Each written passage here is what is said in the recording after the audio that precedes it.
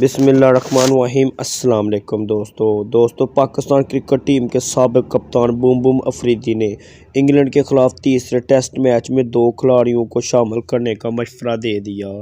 جی ہاں دوستو، یہاں آپ کو تفصیلات کے ساتھ بتاتے چلیں کہ پاکستان کے آل راؤنڈر شاد خان افریدی نے کہا ہے کہ انگلینڈ کی ٹیم آؤٹ سٹینڈنگ کرکٹ کھیل رہی ہے۔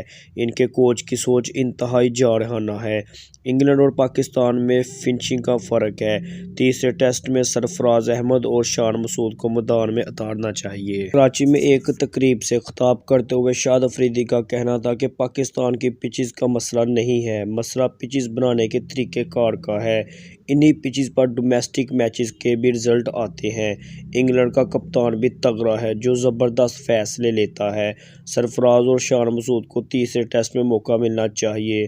پاکستان ٹیسٹ چیمپئن شپ کے فائنل سے آؤٹ ہو چکا ہے، جبکہ آپ کو یاد رہے کہ اس سے قبل شعیب ملک بھی سرفراز اور شان کو پلئنگ 11 کا حصہ بنانے کا مشورہ دے چکے ہیں۔